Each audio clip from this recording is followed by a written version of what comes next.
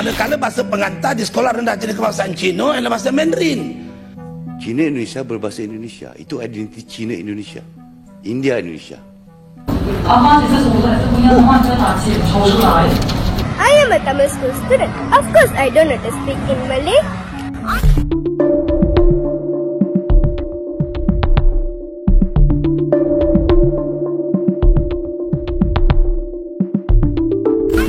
Parlemen Malaysia kembali memanas saat membahas kebijakan penggunaan bahasa Melayu sebagai bahasa nasional. Sejumlah anggota DPR menyoroti sekolah-sekolah Cina dan Tamil yang masih menggunakan bahasa masing-masing, bukan bahasa Melayu sebagai pengantar utama. Mereka membandingkan kondisi dengan Indonesia, di mana warga keturunan Tionghoa maupun India fasih berbahasa Indonesia dan menjadikannya sebagai identitas nasional. Di Malaysia, situasinya berbeda. Keragaman bahasa justru dianggap menghambat integrasi nasional.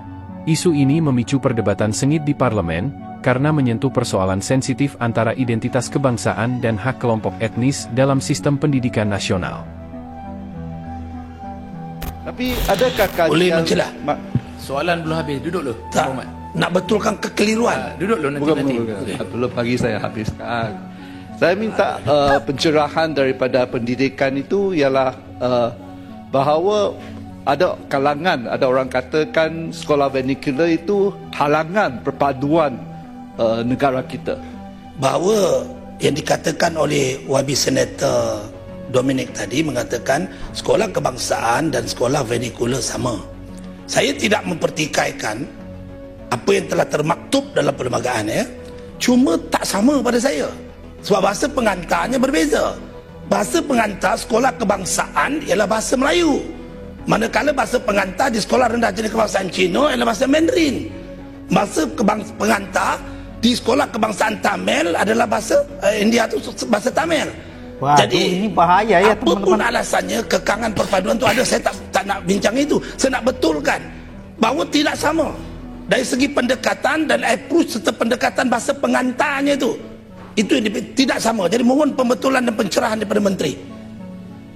Dari segi yang telah termaktub di bawah Akta Pendidikan, betul yang berhormat, bahasa pengantar itu di sekolah kebangsaan adalah bahasa Melayu, manakala di sekolah vernacular adalah bahasa masing-masing. Tetapi kita tidak kompromi yang berhormat. Soal bahasa Melayu ini, walaupun ia bahasa pengantar ataupun bahasa kedua, tetapi ia mesti dan wajib dipertahankan walaupun di sekolah vernacular. Sebab itu kita mewajibkan ia tetap diajar, ia lulus, dan guru-guru yang kita hantar adalah guru-guru yang benar-benar mempunyai kapasiti untuk mengajar dan mempunyai kemahiran untuk mengajar bahasa Melayu walaupun di sekolah vernacular.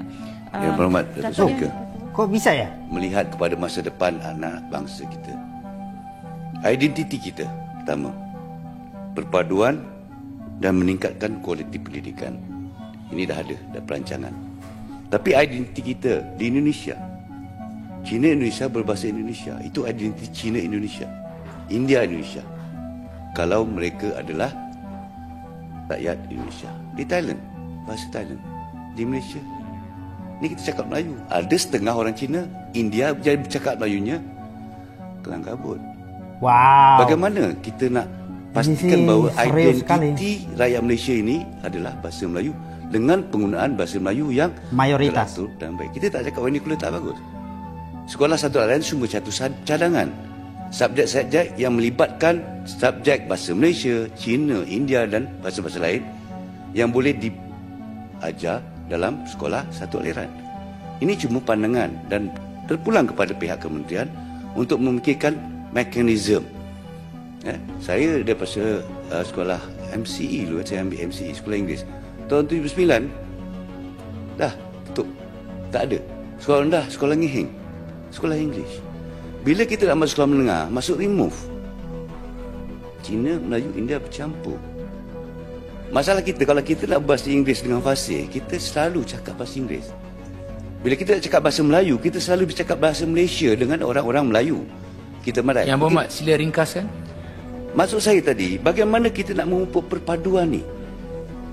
Perpaduan ni bukan makna sekelip mata. Ini kekuatan negara kita.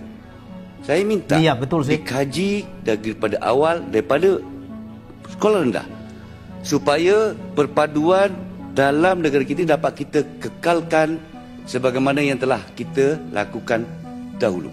Dan saya mengharap bahawa Kementerian Pendidikan ini adalah tempat yang paling baik untuk kita memastikan identiti, perpaduan dan juga meningkatkan kualiti pendidikan ini adalah melalui pendidikan asas. Terima kasih. Datuk yang di-Pertua. Dah, itu soalan terakhir. Kita nak bagi habis Menteri menjawab. Saya minta penjelasan. Masa Dewan Amat Saya minta mencuburi. penjelasan daripada Sila duduk, Putrajaya. Yang Berhormat. Sila duduk, biar Menteri menjawab. Duduk. Ya, sila dengar. Duduk. Hari ini menjadi sejarah first time dalam hidup saya pergi melawat sekolah menengah jenis kebangsaan Cina di Kuala Lumpur. Oh, dahsyat dia punya sekolah dia. Tengok dia punya suasana macam mana. 90度减15度，然后我已经稍微换下，换了过后对方上去才对了，然后发现这种还是不一样的话，就把剪抽出来，然后就剪靠触点那种方式不讲，不啊，我是把它去掉了，所以一针对了一点，对，可以明白啊？对啊，没有哪一题是需要讨论的。 I am a Tamil school student. Of course, I don't know to speak in Malay. I am a Tamil school student. Of course, I am so weak in BM. I am a Tamil school student. Of course, I just want to make friends with Indian Machas. They are my gang. What? I am a Tamil school student. Of course, I don't want to join with the other races. Mereka sekolahnya semua dari awal tuh Chinese semua gitu. Jadi istilahnya jadi kayak perkumpulan Chinese gitu, tapi tidak diwajibkan berbahasa Melayu. Jadi di Wah, sekolah ini mereka sih Mandarin. bahaya ya. Ya, kalau di kita kan sekolah tetap bahasa Indonesia, nggak bisa pilih Mandarin doang gitu. Kalau international school juga ya bahasa Inggris, ada mix bahasa Indonesianya gitu nggak sih? Bahasa pernah Nah, asal di sekolah Malaysia ini itu. bukan international school ya, itu lebih ke kayak sekolah negeri di Indonesia. Nah, lalu tempat makannya itu bukan kayak spesifik Chinese restaurant satu cafe gitu doang, tapi lebih kayak food court. Jadi satu food court itu nggak ada yang ngeh gitu, kayak kebingungan gitu. Jadi di sana kita harus pakai bahasa Mandarin ya. Kita bisa dikit-dikit lah ya, tapi kita lebih prefer bahasa Melayu, bahasa Inggris gitu. Bingung aja sih gitu. Wow, okay. Aku macam mixed reaction sikit. Tak tahu nak cakap apa, tak tahu nak fikir apa. By the way, yang bercakap tadi itu adalah orang berbangsa Cina, tapi kerakyatan dia adalah Indonesia. Sebenarnya memalukan lah. Memalukan sangat-sangat. Tambah pula dia adalah orang Cina dan dia adalah warga negara Indonesia, tapi tengok cara dia cakap bahasa Indonesia dia very fluent. Tak dengar langsung bunyi dialect ke, bunyi macam pelat-pelat macam nak bunyi ke Mandarin ke Cantonese ke, tak ada langsung. Aku surprise juga bila dengar yang dekat Indonesia. Kita tahu Indonesia pun lebih kurang macam dekat Malaysia, which is dia berbilang kaum, berbilang bangsa, berbilang agama dan sebagainya lah. Tapi bila dia cerita persekolahan ataupun pendidikan dekat sana, semuanya wajib ada bahasa Indonesia. Dia tak ada istilah yang sekolah tu Chinese saja, dia punya silibus apa semua Chinese saja. Memang tak ada. Dan itulah baru betul-betul perpaduan. Sebenarnya benda ni aku dah tahulah berkenaan dengan dekat Malaysia ni memang ada sekolah Cina, sekolah yang memang ajar silibus daripada negara China dekat sana kan, apa semua kan. Kita nak ubah pun, nak komplain pun tak dapat nak buat apa kan, bla bla bla bla kan. Tapi tak adalah sampai aku expect yang tahap dorang ni tak boleh nak berbahasa Melayu, tak boleh nak berbahasa Inggeris. Tu aku boleh consider lagi. Ni tak boleh nak berbahasa kebangsaan langsung. Ayo, memalukan siut. Serius memalukan. Dan bila benda ni diceritakan pula oleh orang luar, bangsa Cina juga, tapi daripada negara lain, wah, aku marah pun ada, aku malu pun ada. Tapi lebih kepada aku malulah, sebab video-video aku sebelum ni duk sibuk cerita pasal Malaysia ni, perpaduan Malaysia ni berbilang bangsa, tapi kita semua ni adalah satu Malaysia, bla bla bla bla apa semua kan. Apa korang punya reaction? Korang nak salahkan siapa? Saya nak tanya orang-orang Indonesia di sini, bila korang terserempak atau berjumpa dengan orang Malaysia di Indonesia, korang faham tak bila bercakap dengan dia? Kalau korang faham dengan mudah, maka saya nak bagi tahu pada rakan-rakan Indonesia di sini, itu bermaksud orang Malaysia tersebut telah menukar bahasa Melayu Malaysia kepada dialek atau perkataan Indonesia. Tapi kalau dia bercakap dan korang tak faham, itu maksudnya dia cakap bahasa Melayu gaya Malaysia.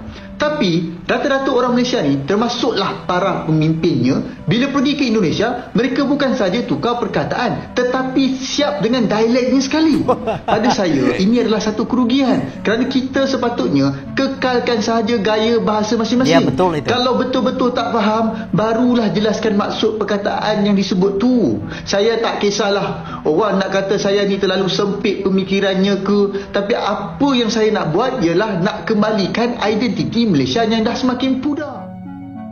Itulah kondisi penggunaan bahasa Melayu di Malaysia. Saat ini, mereka sedang berupaya memperkuat posisi dan pengaruh bahasa Melayu di dalam negeri. Kalau sampai di dunia pendidikan sudah mengkotak-kotakan penggunaan bahasa, itu adalah awal perpecahan akan terjadi. Karena dunia pendidikan, tugas guru-guru, tugas para pengajar itu mengajarkan untuk berbaur, bergabung, bersatu, padu. Kalau di dunia pendidikan sudah terjadi pengkotak-kotakan penggunaan bahasa dan ras dan lain sebagainya, itu adalah awal dari suatu perpecahan.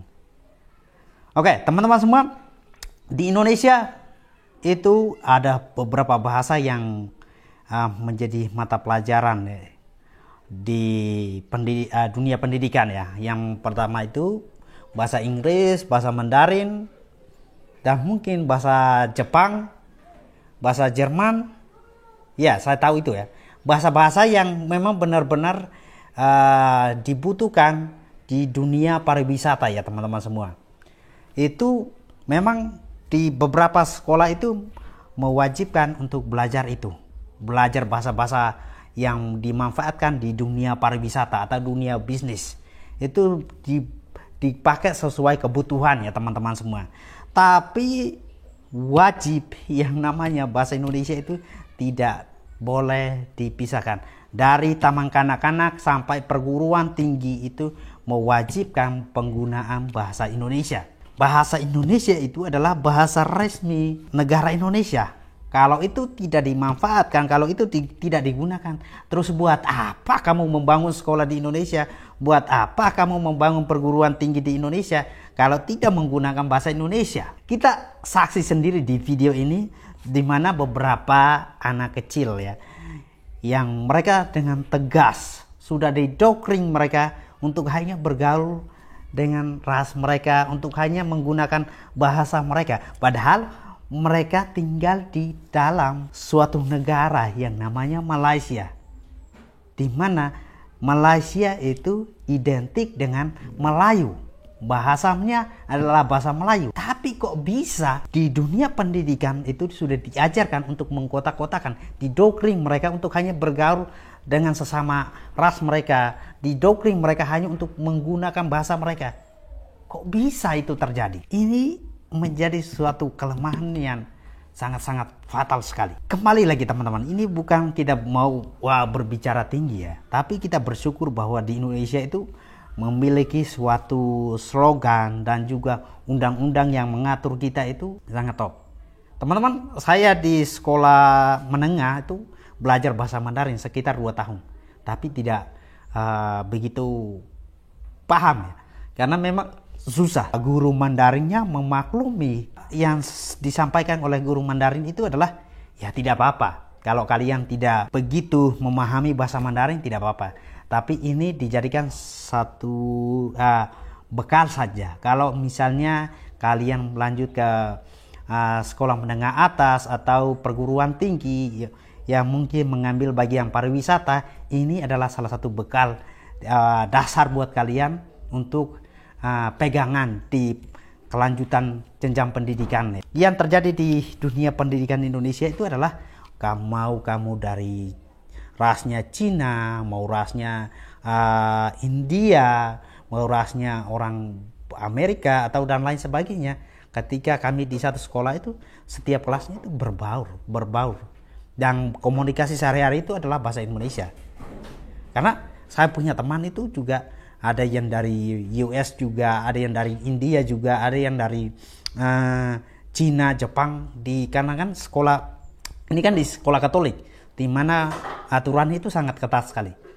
Dan itu kami berbaur, bersatu padu, diajarkan untuk saling melengkapi satu sama lain. Dan itu keren, men. Saya berharap ini bisa menjadi salah satu role model yang bisa ditiru. Oke, teman-teman, mungkin pembahasan saya sampai di sini saja. Peace.